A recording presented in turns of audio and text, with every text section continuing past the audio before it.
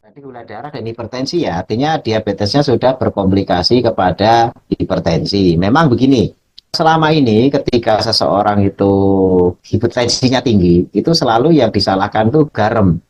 Ya, karena garam itu memang mengandung natrium yang menyebabkan pompa jantung naik, akhirnya tekanan darahnya tinggi. Padahal sebenarnya garam itu mudah buangnya, ya lewat urin itu gampang buangnya. Lewat keringat, ya makanya kan keringat ya agak mungkin ada yang pernah ini kan netes keringat dari apa itu asin gitu ya, tipis juga asin gitu ya. Itu karena buang garam itu mudah. Yang paling susah itu buang gula. Nah, tapi pada penderita diabetes, buang garam itu juga susah. Kenapa? Karena ketika gulanya tinggi, garam itu walaupun dibatasi, itu susah dibuang karena terjadi tarikan oleh kadar gulanya. Jadi gula tinggi itu menyebabkan garam susah dibuang. Karena garam susah dibuang, akhirnya tekanan darah itu mesti naik. Jadi biang kerok kenapa tensi naik pada diabetes itu gulanya.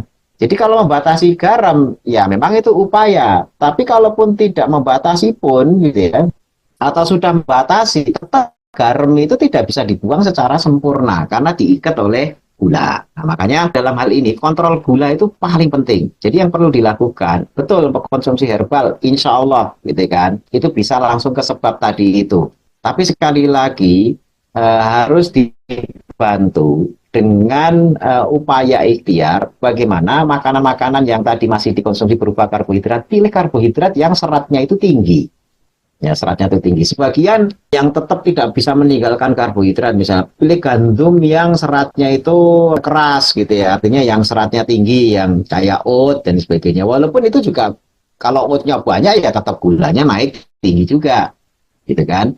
Atau mulai menggunakan makanan-makanan yang karbohidratnya rendah. Contoh misalnya sekarang itu sudah mulai terkenal ubi porang.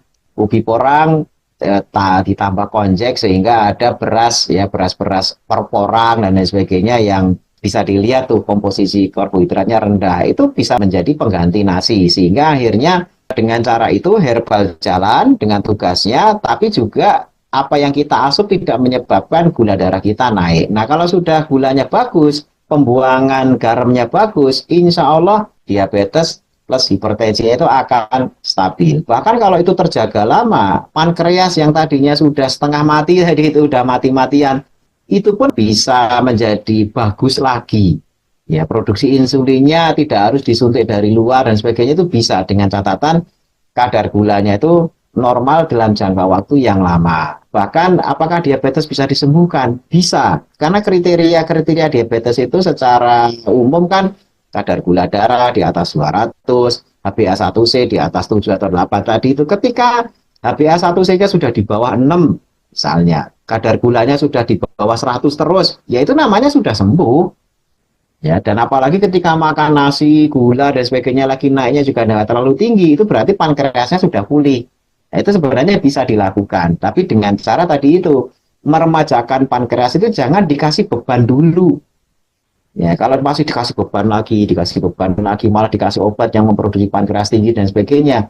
Ya tadi, pankreasnya malah makin lama makin tidak berkualitas dan malah mati. Ya, jadi beri kesempatan untuk recovery, beri kesempatan untuk membaik dulu, baru kemudian nanti baru dikasih beban lagi. Ya, nah termasuk ini yang mumpung bulan Dzulhijjah juga ya puasa, itu mengistirahatkan pankreas. Ramadan, pankreasnya senang banget tuh, happy tuh, walaupun mungkin kitanya lemes. Ya, satu-satunya yang berteriak nggak suka puasa itu kan lidah kita sama perut kita. Tapi organ yang lain tuh happy banget kalau kita itu puasa. Karena banyak diistirahatkan dan banyak melakukan recovery. So, itu jawaban untuk tadi ya diabetes sama hipertensi itu bisa dipulihkan kok. Ini saya langsung testimoni ya karena bukan ini karena jualan bukan saya testimoni saya langsung. Saya 3 tahun yang lalu atau mungkin 4 tahun yang lalu tensi saya yaitu kalau tidak minum obat itu 230 ya bawahnya itu 120 kalau nggak minum obat ya 230 bawah 120 itu kan udah ngeri. Gula saya 400-an, kolesterol dan sebagainya itu bahkan di atas 400. Tapi kemudian saya cuma menghindari satu komponen makanan makronutrisi, ya ini karbohidrat. Ini makanan cuma protein sama lemak, itu semuanya pulih tanpa obat. Hanya herbalnya, habatus sauda tetap saya minum, zaitun tetap saya minum. sampai sekarang.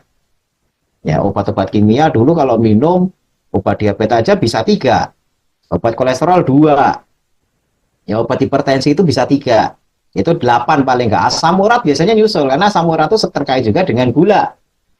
Ya, jadi sehari itu paling nggak 8 sampai 10 tablet saya minum karena saya tahu obat, karena saya dokter. Ya, tapi ternyata tidak menyelesaikan masalah. Yang menyelesaikan masalah itu ya tindakan alami kita sehari-hari. Kita jaga makan kita. Kalau bisa ada puasanya juga, tidurnya cukup, herbalnya hajar. Herbal batu sauda di Gunabawi hajar udah itu juga solusi yang alami. Demikian.